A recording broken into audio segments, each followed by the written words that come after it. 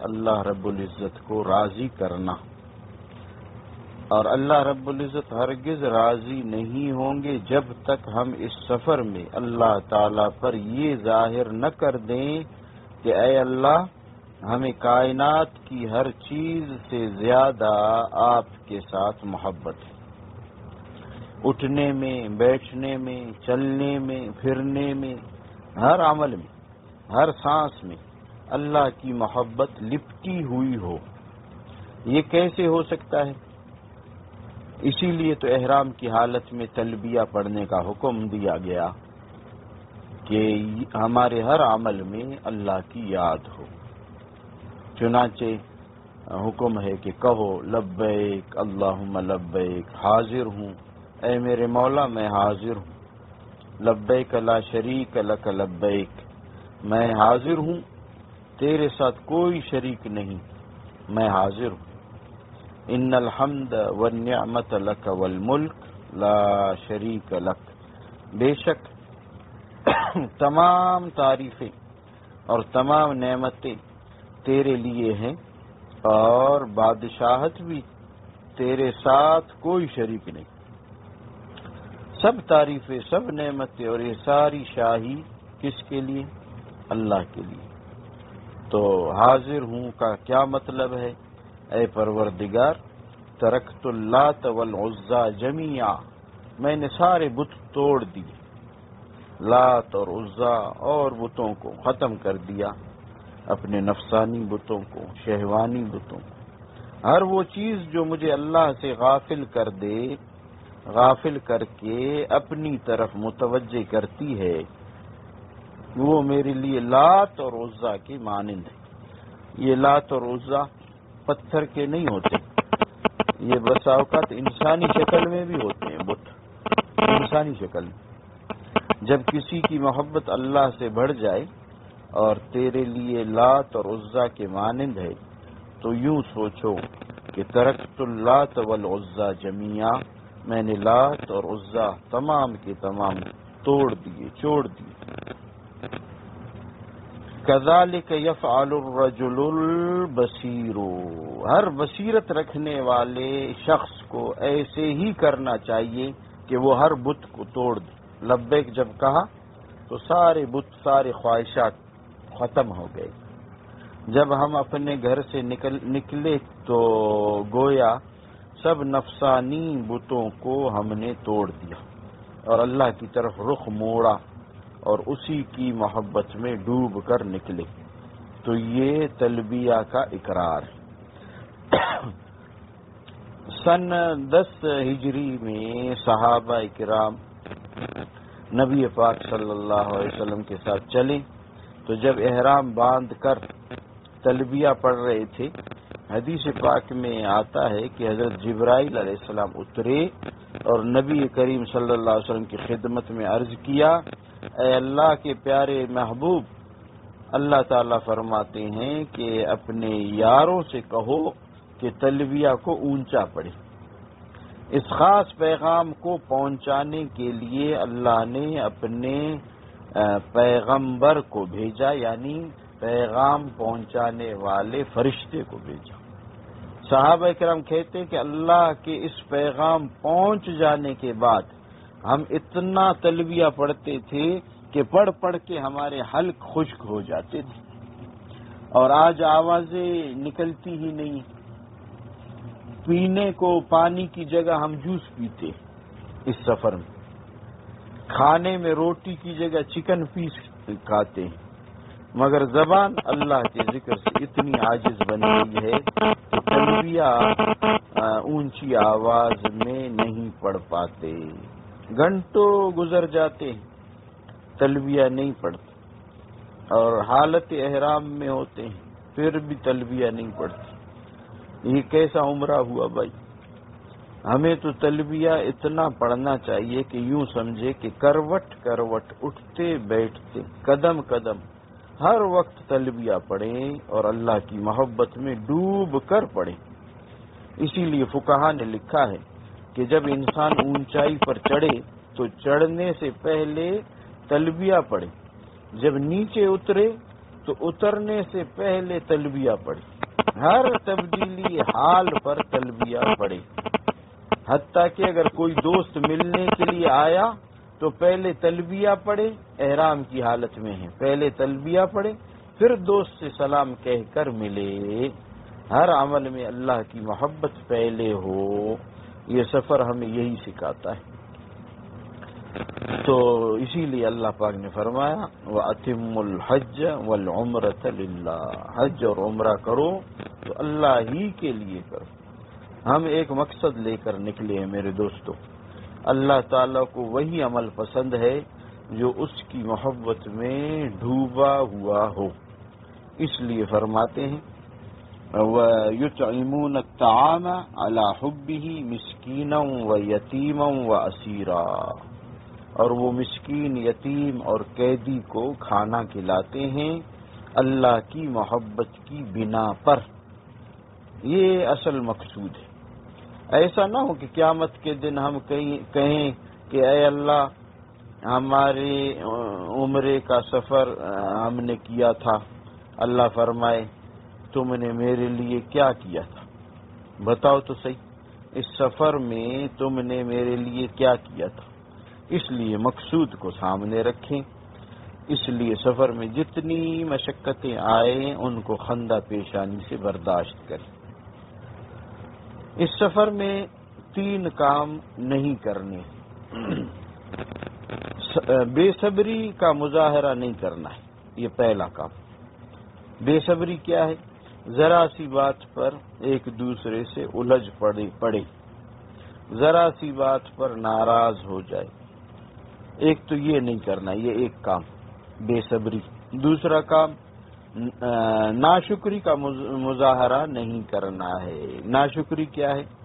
کہ یہ اچھا نہیں ملا، وہ اچھا نہیں ملا، جہاز میں سیٹ اچھی نہیں ملی، ہوٹل کا کمرہ اچھا نہیں ملا، بس کی سیٹ اچھی نہیں ملی۔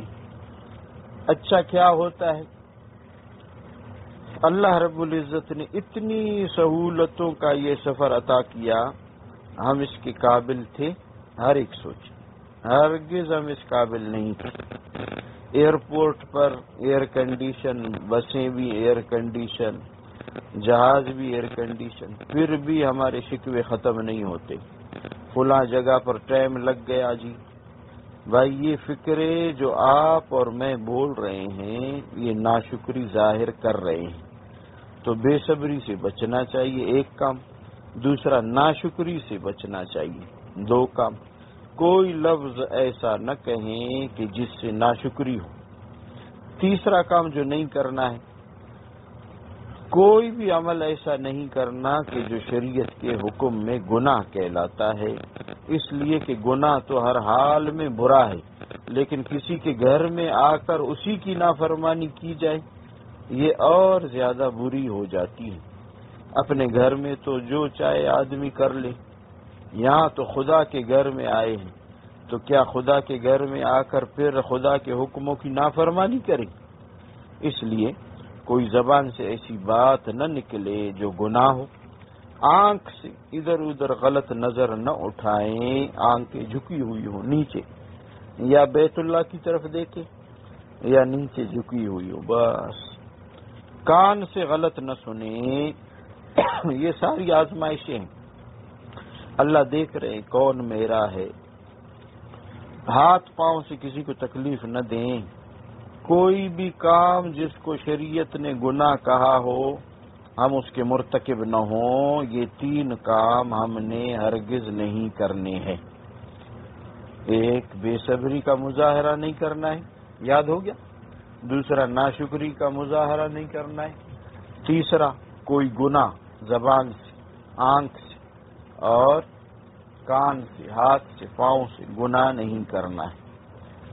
اب ایک بات اور ہے کہ حاجی حضرات آتے ہیں، پہنچ جاتے اپنے کمروں تک، عمرے والے حضرات، ان کے لیے ایک بزرگوں کا تجربہ ہے، وہ سمجھے جی۔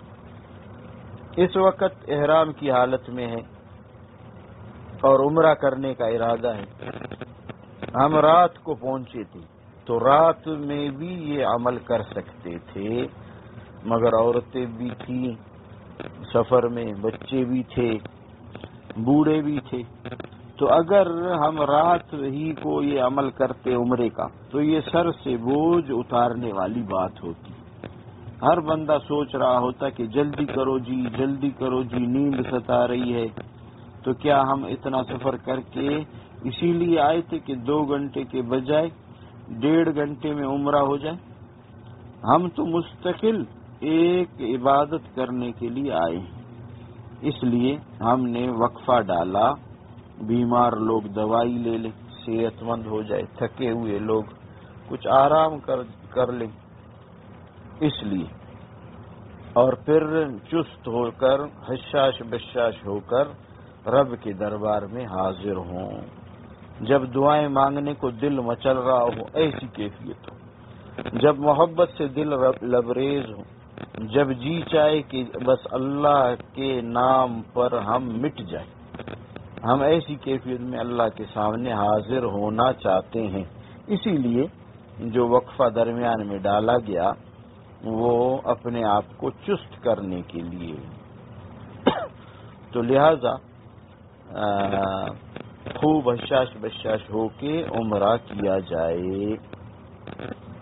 اور عمرے کرنے کے لیے جو ہم مسجد حرام جائیں گے اس میں 5 باتیں ہیں. زندگی رہی انشاءاللہ، وہ پھر بعد میں. اب تھوڑی دیر کے لیے مراقبہ کرتے ہیں.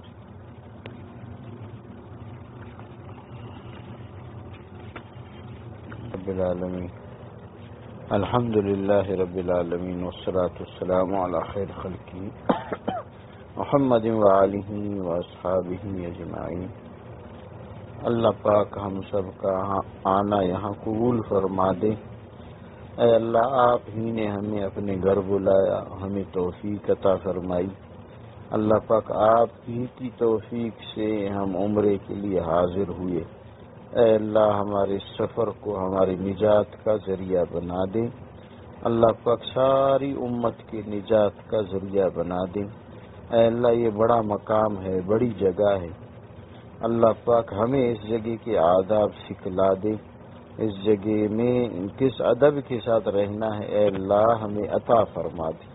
اے اللہ، ہماری آنکھوں کی حفاظت فرما، ہماری زبان کی حفاظت فرما، ہمارے کانوں کی حفاظت فرما، ہمارے ہاتھ اور پاؤں کی ہر قسم کے گناہوں سے حفاظت فرما.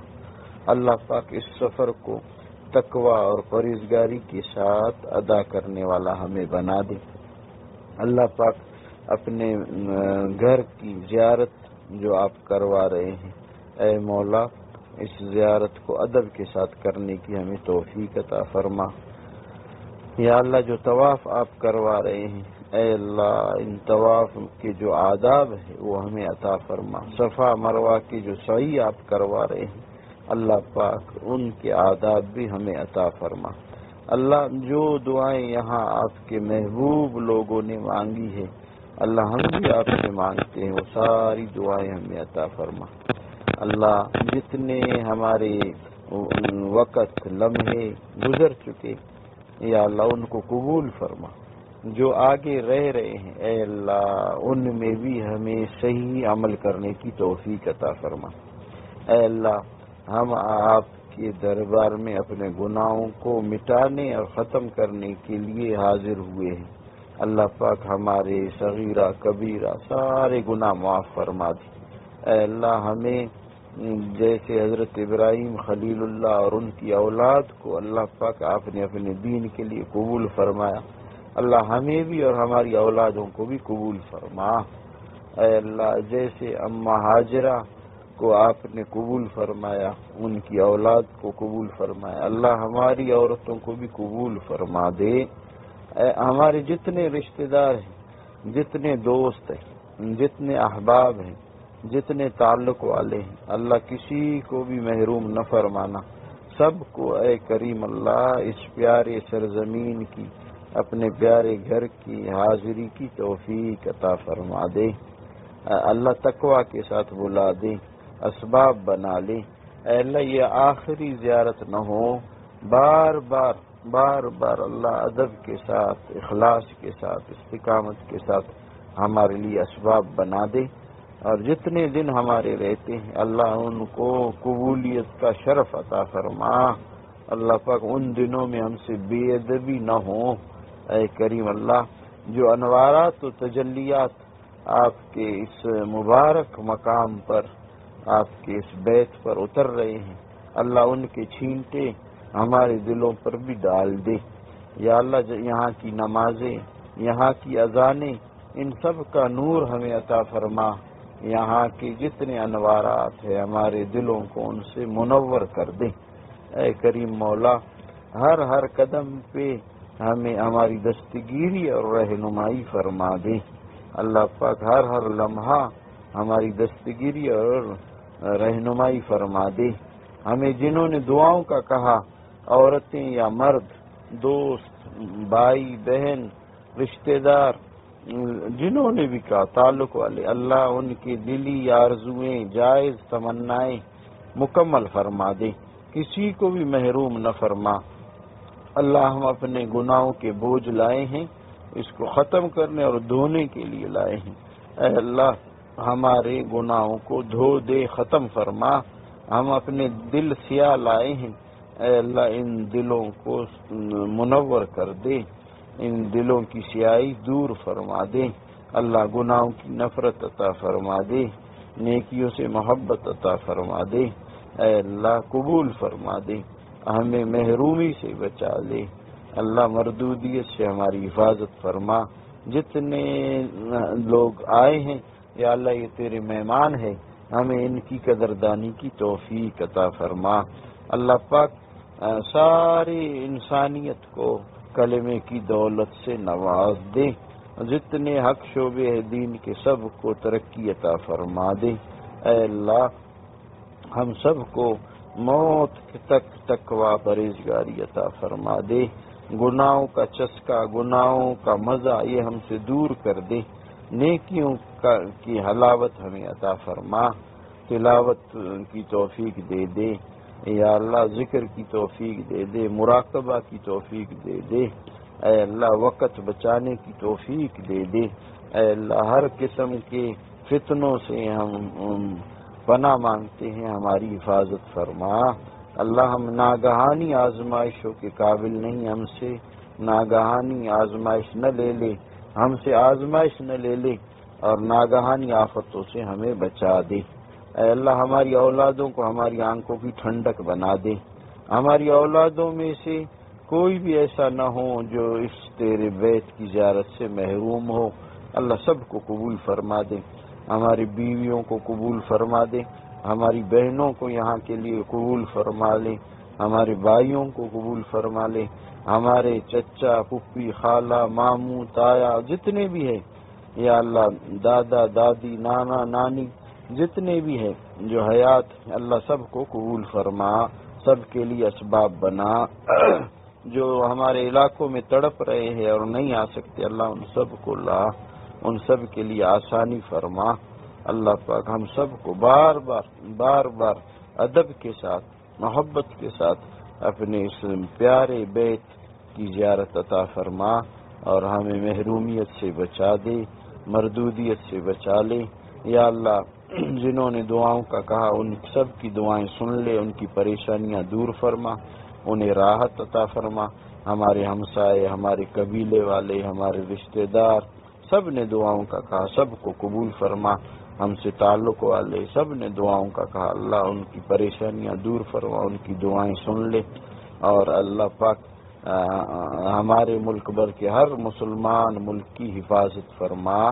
یا اللہ، ہماری عزتوں کی حفاظت فرما۔ یا اللہ، جو دعائیں مانگ سکے وہ بھی عطا فرما، جو نہ مانگ سکے وہ بھی عطا فرما۔